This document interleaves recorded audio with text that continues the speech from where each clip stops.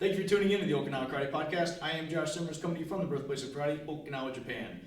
Today I find myself on Kadena Air Base at Reisner Gym. My friend Andy Sloane Sensei has signed me on so we can do another video for Isshin-Ryu. Actually, this is the first video, I believe, for Isshin-Ryu, but it is part 3 of the Isshin-Ryu Chronicles. Part 1 was when I interviewed Andy Sensei at his home in January of 2019. Part 2 was when Harvey Kennedy Sensei visited Okinawa for the first time, April of 2019. We did an interview. And part 3, we are going to be graced with seeing the 15 upper body kihon, or 15 upper body basics that Shimabukuro Sensei designed or created or organized for Isshin-Ryu. Is that correct? Right. Explain that to us a little bit more, if you don't mind, where these came from, how you learned about them, and what we're going to see today. Well, these techniques are pretty standard in the majority, if not all, of the Isshin-Ryu karate dojos in the world. Actually, if you really do some research, it appears that there's too much of a coincidence for these to be so similar, but it looks very much like these come from Shotokan Karate's Ten no Kata, Omote. So there's the defender doing some techniques and the attacker will be doing the responses. But these are the first 10 in our set of 15 are basically the exact same techniques. Okay. So we don't believe that Shimabukuro Sensei himself had any background in Shotokan Karate, but people had to have been familiar with it here, at least in name and perhaps some of the content of it. But his student, Eiko Kaneshi, is really who, is on my understanding, gets the credits for formulating our charts of basics. Okay. So he must have had some kind of experience with Shotokan for them to have these techniques to be so close to one another. It's too much of a coincidence. His name again, please? Kaneshi? Kaneshi. Eiko. He's Eiko. passed away too. Kaneshi. Okay, so we think that perhaps he should be given credit then for creating these basics? Okay. But Shimabuku had the final say on them, of Okay. course, but as far as I understand it, that's where they come from. Okay, all right. So we're going to go through those 15 upper body basics at this time. Sure. All right. Take it away. All right. Thanks, Andy Sensei. Thank you. All right. Well, just with any style, of course, it has its own basic techniques and how to make the fists and so on. So, you can start by curling the fingers in, bringing them around. And what makes Isshin-Ryu unique to other styles is we don't put the thumb on the side, we put it more up at the top. And we put the tip of the thumb on the knuckle here of the index finger, and we want to lie the knuckle down against the bone of the index finger so that the thumb doesn't stick up straight. You lie that down and squeeze, and this makes a very tight unit here, makes that wrist stronger, and this tendon will stick up, makes it a more solid position. And that's what Shimabuku felt was advantageous to having a tight fist. The higher up you put the thumb, you can squeeze the fist tighter, it makes the wrist stronger. Okay. So, and then of course we have our Seisan stance, the Shimabuku called it, was the primary stance of the style, and it's basically a modified Sanchin Dachi where you're not as extremely pigeon-toed and not as full-on tension as there is in Sanchin Kata, but the feet are slightly pigeon-toed and a little bit more relaxed, but the insides of the feet still hold the ground, and you tighten up the insides of the feet, and of course the thighs are tense and stuff, but it allows for more mobility instead of being more turned in and locked up and rigid like in Sanchin, right? So there's more mobility and relaxation in the stance, but yet it's still strong and a short little stance like the Sanchin stance. But he called it Seisan stance because it's the primary stance used in Seisan Kata, and the stance is ultimately the primary stance for the style. And so from the starting position, Shimabukuro Sensei would allow the students to have the hands on the hips and Heikodachi, or parallel stance, and then you could stand or go forward a few repetitions or backwards a few repetitions, and that's what we'll do here. But originally the way Shimabuku would teach it was mostly they would just step forward and then return to a ready position, and then they do the other side, or they do however many repetitions on the one side before switching to the other side. Okay? But the way I like to teach it is we actually will go forward like 4 techniques and we'll go back. So the first technique is the lunging punch. 4 fists, striking with the 4 fists, the front of the 2 knuckles, into the solar plexus. So we're going to step with the one side and punch with the same side that's forward. Okay? We want to make sure that the elbow is down and scraping against the side. Okay? And there's a bit of a retraction to our punch when the body relaxes at the end of the technique. And then for stepping back, make that circular stepping motion that's so typical of Okinawan karate, especially the Nahate styles. And you punch, same side as forward. Number 2 is the lunging uppercut technique. So anytime in our basics, when you punch to the head, to the Jodan, you're going to turn the hand over and actually strike with an uppercut type technique. It's not a hooking uppercut like boxing does, but it's like the punch to the body where it goes out and retracts, but it's to the head. It goes up and retracts. You're striking to the chin, that's the primary target, but you can strike to the throat, of course, or other targets as they present themselves. So we're going to step in, punch.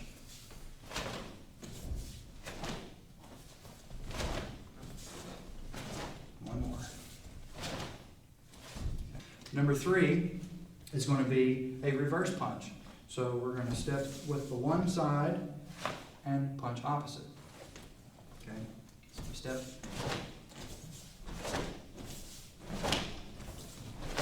And stepping backwards.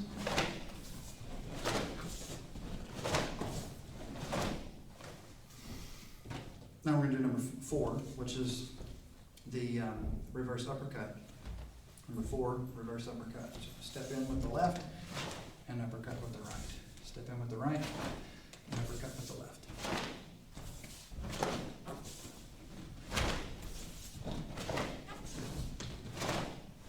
Okay.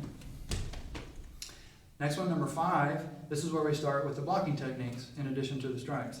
So we're going to step. This comes across almost as if we're going to stack and touch our hands, but you don't actually have to make contact during this. It sweeps downwards.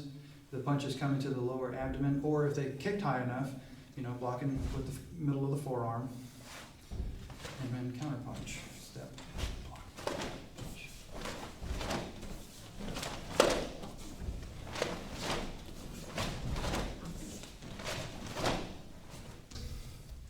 Number 6 is going to be a middle area forearm block. So again, the arm comes across here, comes outwards, doesn't stop exactly even with the shoulder, but the lower arm is actually canted out slightly. Blocking with the back of the forearm, which is another unique characteristic of Isshin-Ryu karate, is we don't use the radius or the ulna to block. We use the flat side of both bones of the arm and the muscle on the back of the arm. So we're going to block with the back of the arm, middle area, and punch with a reverse punch. One more. Step back.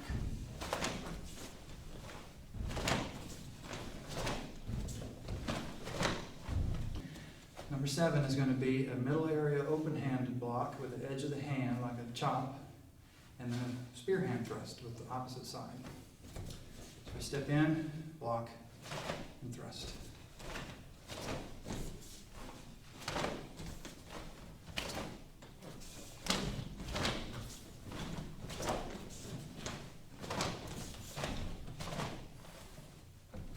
And as before, it doesn't stop even with the side of the body, it actually goes out past. So that hand is open, intercepting a punch coming to the solar plexus with the edge of the hand, and it carries it outwards a little bit. And you would grab on, if you could, and pull them into the spear hand thrust. Next one, number 8, is going to be an open hand high block.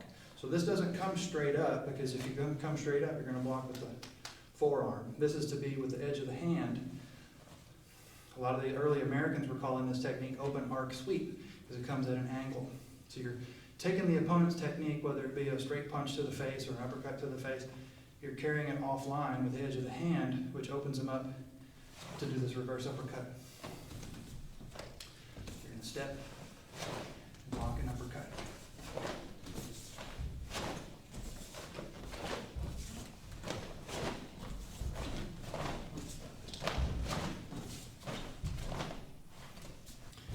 Number 9 is going to be the regular type of high block that you may be used to, but again, using the back of the forearm. And as you see, I'm going above my field of vision here. I don't want to obstruct my eyesight. And also, I go a little bit closer to the top of my head, as opposed to just barely being above my eyes, because you don't want to get clobbered with a club or a punch that you're redirecting and it still goes in and hits you and skims the top of your head. Okay.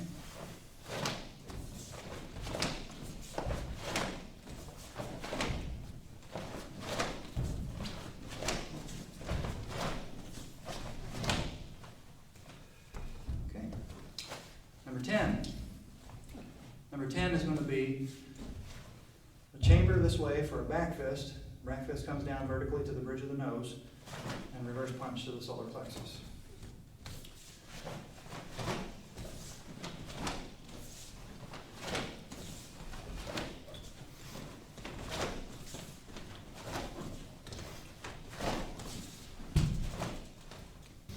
Okay, so number 11 and number 12 are very similar to number 5 and number 6. You're just doing multiple punches. So Shimabuka Sensei had the students do 5. So number 11 is a low block and 5 rapid techniques.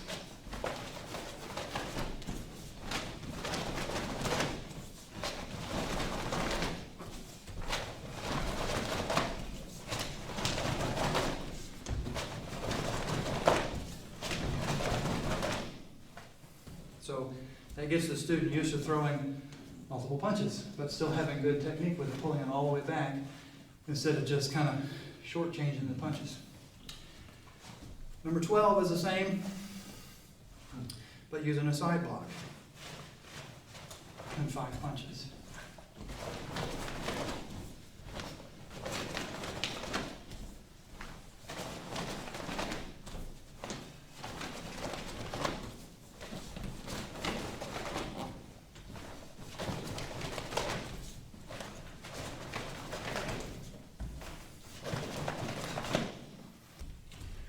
Okay, the next one will be number 13. This is your double knife hand strike.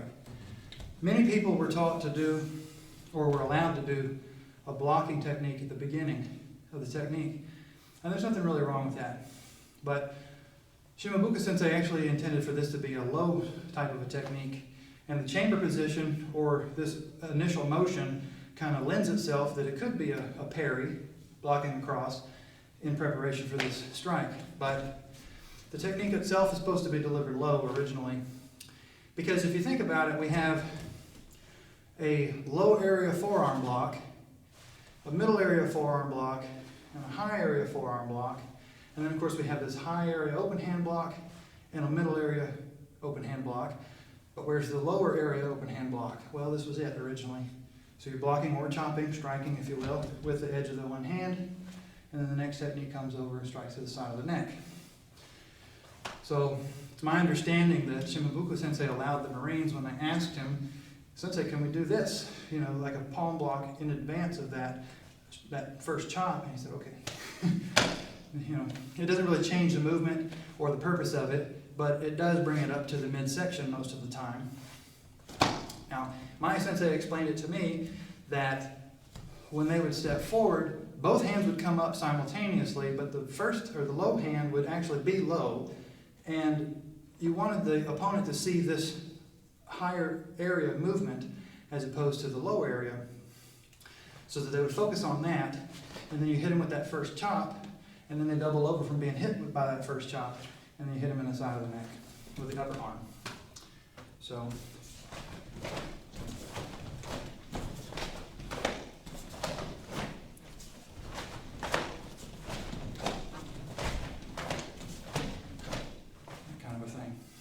but you could, of course, do the palm block, which is also, we're going to do that one in the next one. But yeah, the palm block and then the chop, whichever way you like. Okay.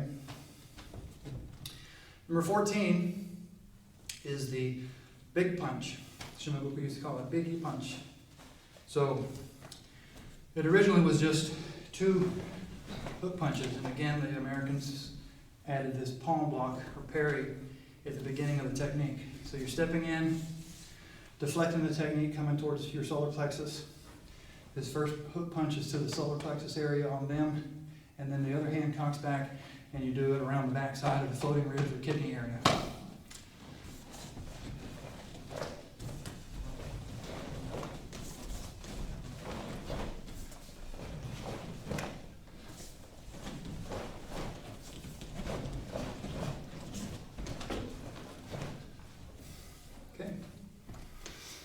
So this one is a defense against a bear hug. So when they grab you around your shoulders and arms, if you just stand there squared with your back to their chest, it's hard to get loose. But if you turn your body and move your arms, you have more likelihood of getting loose. In actuality, this works better if you step in, but the technique was done that you step back. And the problem with that, if you step back, is you run the risk of stepping on their foot and upsetting your own balance in the process. Whereas if you step forward, you're going to pull them forward and slightly off balance as you do this, particularly if you do the rest of the prescribed movements before they can actually get settled again once you've pulled them in. But at any rate, I'll show this is how it was done where you're stepping backwards.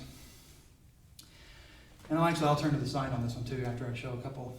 So you're going to step back into a T position, a T stance. So the heel of the foot, of the front foot is raised and the back foot is perpendicular to the front. Many Americans call this a cat stance, but it's really a T stance. So anyway, then you set the foot down and you're thrusting your hips to the rear into the groin of the opponent. Meanwhile, the arm comes up to help break the grasp of the opponent, and then the other arm shoots back as an elbow to the solar plexus or whatever happens to be there. So you do the other side, right, this way, one more this way, and one more over here, and then I'll turn to the side. So on this one, you step to the rear, rest with the hips, and the arm comes up, and the elbow comes back. This doesn't curve around your body, but try to go straight to the rear. And the other side. And that's it. That's the 15 upper body basics of Isshin. Ladies and gentlemen, we just got to see the first 15 upper body basics that Andy Sensei demonstrated. And I think there's something important you had wanted to tell us the proper term Right. that Isshin-Ryu Sensei would have used. Now, the Americans use the terms chart 1 and chart 2 to refer to the upper body basics and the lower body basics. And typically, most Americans seem to have learned the upper body basics as what they would call chart 1 and the lower body basics as chart 2. But actually, I have a photograph from the Kadena dojo from at least as early as 1958, the time that Isshin-Ryu Sensei opened the dojo there, that it lists them in English, and then at the bottom, it's got them in the Japanese writing. And it has the typical format for Japanese writing, which is reading right to left. And the lower body chart is actually on the right. So when you're reading it, that would be the first chart. And actually, according to first generation students Bill Blond and my teacher Ed Johnson, they recall learning the lower body first. So really, technically, it's supposed to be the chart 1, if you will, is the lower body, or Ashi-Nobu is what that chart is called, and the upper body is Te-Nobu, and that would be chart 2. But like I say, Isshin-Ryu Sensei was very relaxed in his teaching to some people's opinion, and he wasn't a big stickler for making things be just so by many, many accounts. And so to him, I suppose it just mattered that everybody got all the basics, and it didn't really matter which order they learned them in because everybody was going to get them all anyway. So we're doing the upper body first. Yeah. So we got to see Andy Sensei demonstrate what would typically be done in the beginning of a class, a warm-up, right? A few movements forward, a few movements backwards, or maybe sometimes you do it stationary. If you have a larger dojo, I've trained with Andy Sensei, we've done it 10 times forward, 10 times backwards for each of those 15 basics. Now we're going to go in and we're going to do a few demonstrations. We're going to hit on some of the points that are unique, specifically to Isshin-Ryu, and what Andy Sensei wants to show us based off those 15 basics. So the first one was just a lunge punch, right? I mean, quite standard. Yeah.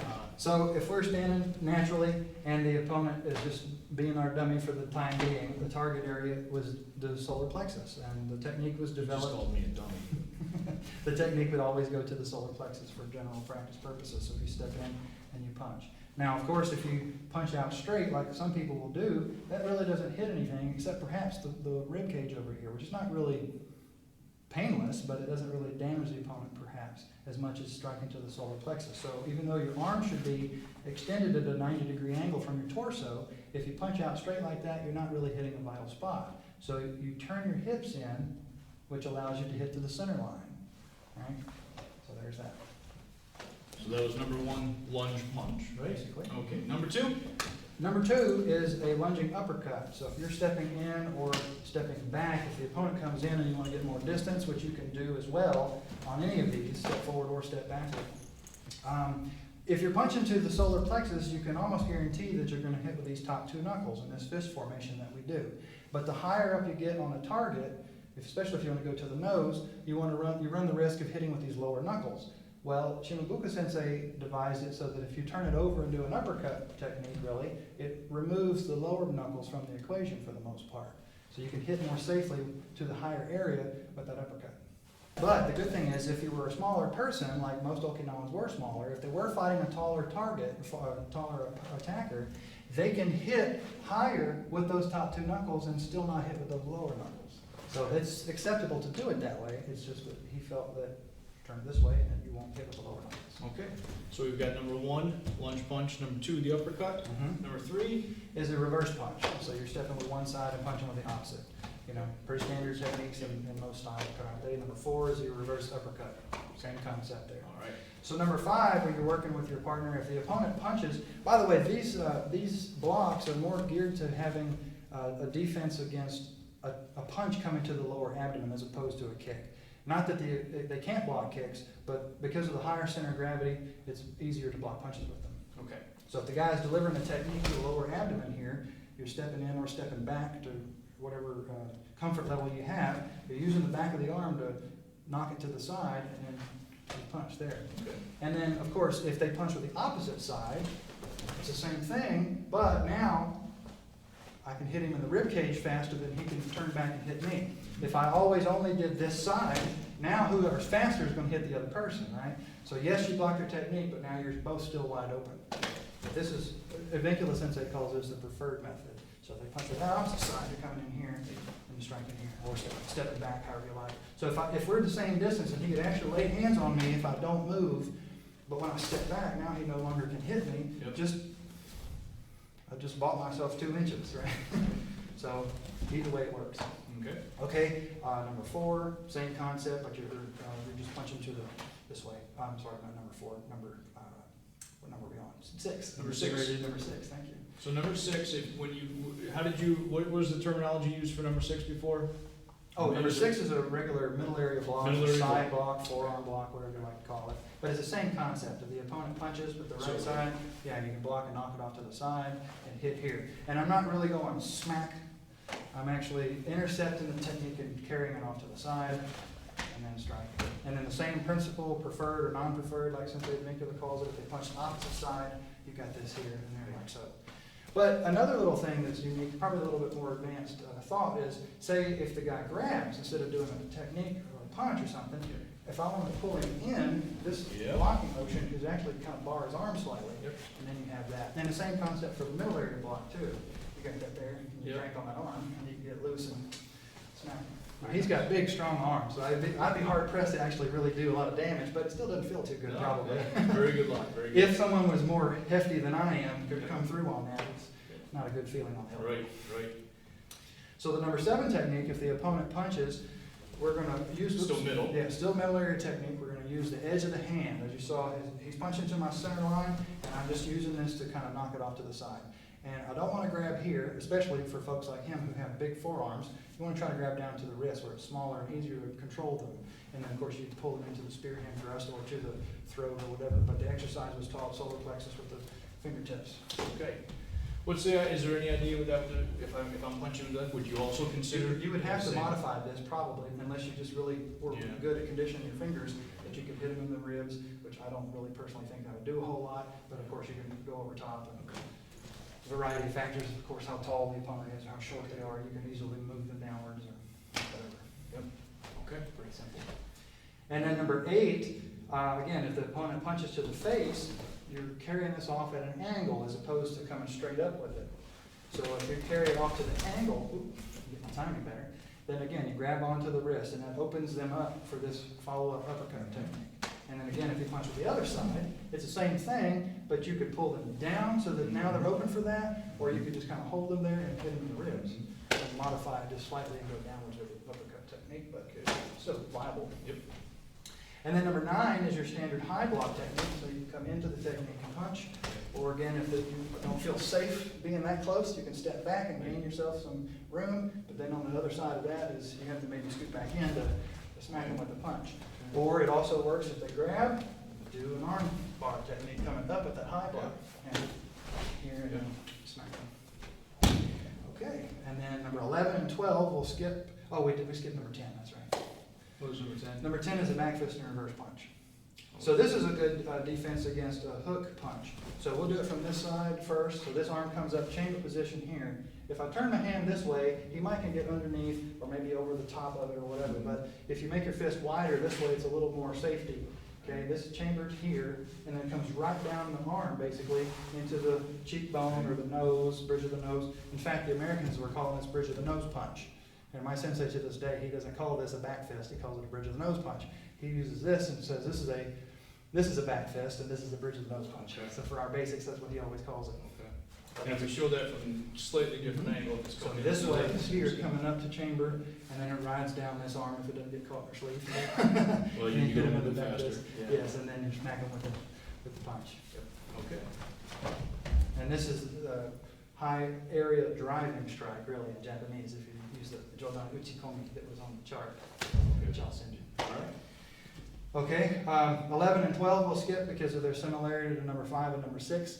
Number 11 was the low block and 5 punches. Number 12 was the middle area block and 5 punches. And as I said before, they're really to help you develop rapid fire punching ability and a good form in your punches and not do these kind of things that don't really do much to anybody.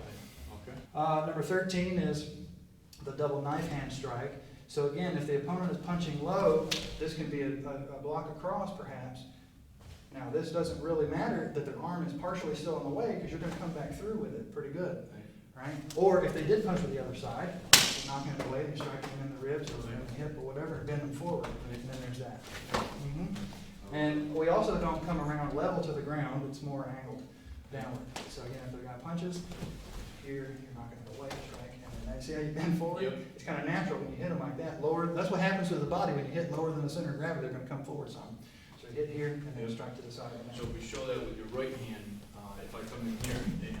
Yeah, and see, it doesn't even have to be a block across. The chamber or the block itself, strike itself is hit here, and you can be hitting with your own forearm or with the edge of the hand. Whatever happens is whatever happens.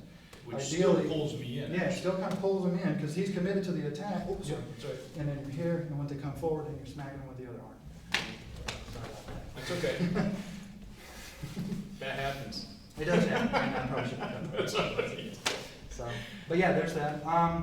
Now, as I mentioned too, when I was doing it before, some styles, or not styles, but schools in Isshin-Ryu were taught if the punch is to the midsection actually, yeah, they do this kind of a thing, and then they strike underneath or over the top, and that's just as viable too.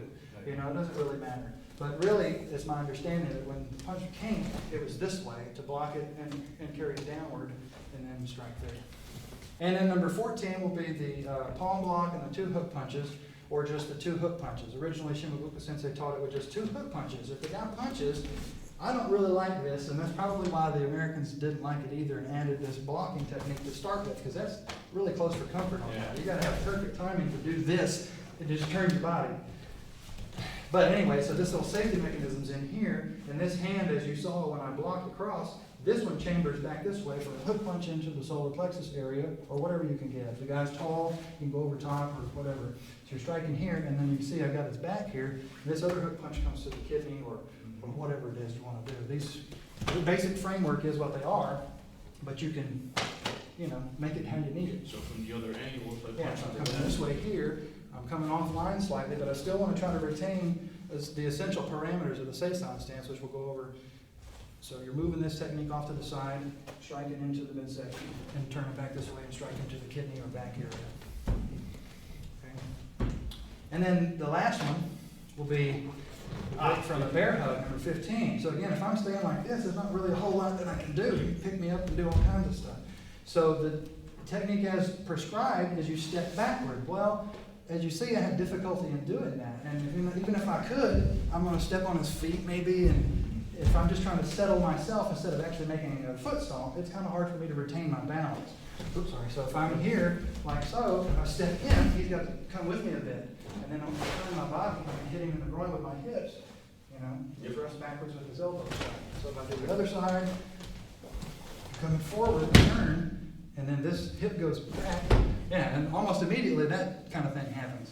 Right? But at the same time, once I'm doing this to help the arms get loose, I bring that up. And this space that I've created by hitting him in the groin gives me room to do this elbow. Not being nice, but obviously you hit as hard as you can to the rear. And if you set this foot down, it's not so much of a stomp as a lot of people do. as it is that you're just planting your weight to have all your weight behind this elbow strike. So those are the 15 upper body basics. We saw them without a partner, then we saw them with a partner. And when you train in the States or when you're teaching students now, you go through these in every single class? No, I don't. At the beginning of the students' training, then yes, of course, we hit some of these, and I'll break them up in sections. I don't go through the whole 15 all in the first couple of classes because they'll never remember it anyway. Yeah. And I'd rather have them focus on good form of the first few techniques. So we might do like the first 4, in 2 or 3 classes. And then once they can show that they've got those skills down, then we go off to 5, 6, 7, and 8 or whatever, Okay. So, and then eventually they'll have all 15. But I know of some schools that's what they want to do. Every single class is have the students go through those. And, this isn't the 1970s, and people have other things to do, and, most schools don't have an hour and a half, 2-hour long classes anymore, and most people couldn't go to them even if that's what the schools required. But it's my opinion that if you try to have the students do that every class, people have a tendency to get bored. Mm-hmm. Even though it doesn't negate the importance of doing the techniques and the importance of the techniques themselves, people tend to go through the motions. So they'll just do them just to get through them to get on to the next topic in the class, which is really detrimental to their overall development. Yeah. So, in my opinion, a person shouldn't make the students do it every single class, but, review it fairly often. Sure. Kind of stuff. Sure. Okay. All right. Well, 15 upper body. I think the next video we'll go through, we'll probably do the 15 lower body, and then who else? That'll be Isshin-Ryu Chronicles 4, maybe 5, 6, and 7. We don't know what's coming down the road, right? Kata or applications or whatever. We'll build on it as Andy Sensei would in his class, and as Tatsuo Sensei, we believe, would have in his class as well, right? So, once again, thank you so much for taking the time to sign me on the Kadena Air Base today. My pleasure. The Reisner Gym. This is where I normally teach my classes, by the way. Very nice location here. Apologies for the mirrors. This is kind of like being in, what was that Bruce Lee movie, Enter the Dragon or something like that, the end of that movie where there's all the mirrors in the room. Well, we don't have any swiveling panels in here, though. No, but I think when we're moving around, it kind of might look like that. We didn't have to worry about getting different angles, perhaps, of the techniques because the mirrors helped us out with that, but it might obstruct some of the view, and I apologize for that. But, sometimes we're limited to the rooms that we can acquire at a moment's notice and without anybody else coming in to interrupt us. All right, so I would like to discuss how to make the fist of Isshin-Ryu Karate.